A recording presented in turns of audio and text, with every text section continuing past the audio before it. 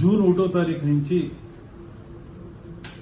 Cinema థియేటర్ల బంద్ అనేటువంటి తీవ్రమైన నిర్ణయం తెర మీదకు వచ్చిన తర్వాత ఎందుకు ఈ వాతావరణం కల్పించబడుతుంది,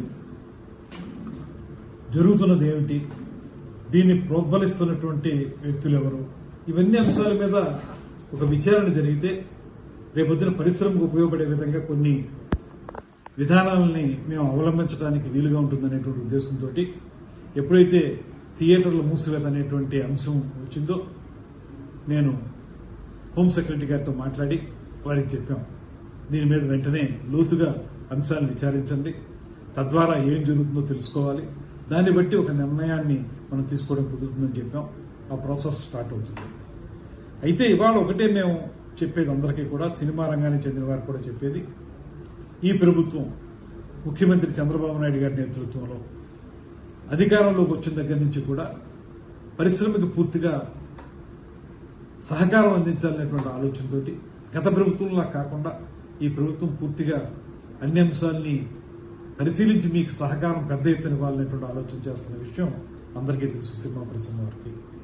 దాంతోపాటు ఉప ముఖ్యమంత్రి పవన్ కళ్యాణ్ గారు స్వయంగా ఆయన సినిమా రంగం నుంచి వచ్చారు.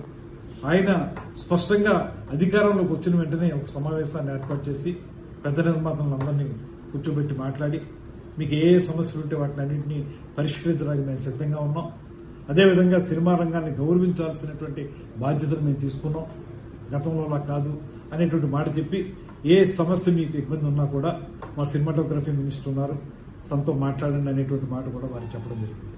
కేవలం అంతవరకు పరిమితం మాత్రమే కాకుండా ఎప్పుడైతే ఏ రకంగానూ సినిమా థియేటర్లకు సంబంధించినటువంటి ప్రైస్ హైక్ చేసుకోవాలనుకున్నారో వాళ్ళు, అది మాకు ఒక అప్లికేషన్ పెట్టడం, దాన్ని ప్రతి సినిమాకి కూడా ఏదో స్థాయిలో ఆ ప్రైస్ని హైక్ చేయటం, ఇవన్నీ జరుగుతూ వస్తూ ఉన్నాయి.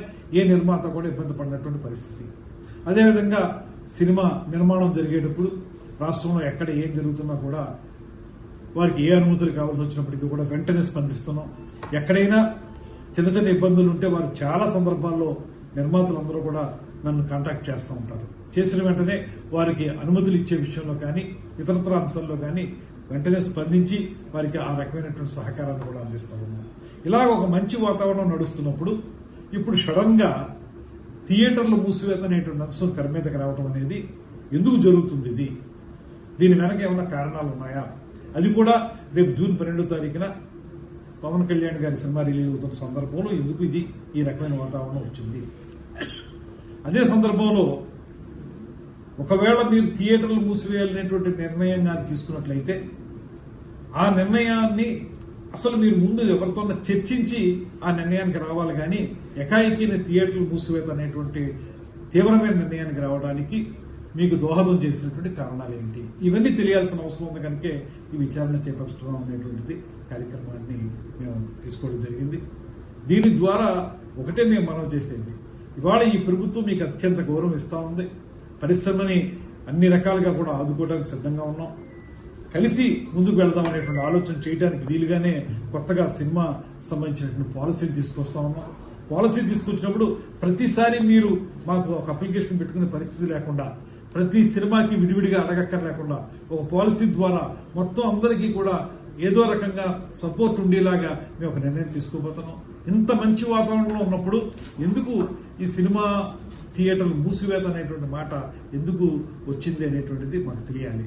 తెలిస్తే దాన్ని బట్టి రేపొద్దున పరిశ్రమలో ప్రొడ్యూసర్స్ కి, ఎగ్జిబిటర్స్ కి, డిస్ట్రిబ్యూటర్స్ కి అందరికీ ఉపయోగపడే విధంగా మేము కొన్ని నిర్ణయాలు తీసుకోవడానికి అవకాశం ఉంటుంది. కనుక ఇది ప్రభుత్వం సహజంగానే ఈ విచారణ ద్వారా కొన్ని అంశాలను బయటికి తీసుకొచ్చి వాటి ప్రాతిపదికగా ఒక కార్యాచరణ ఏర్పాటు చేసుకోవడానికి చేస్తున్న ప్రయత్నం ఇది.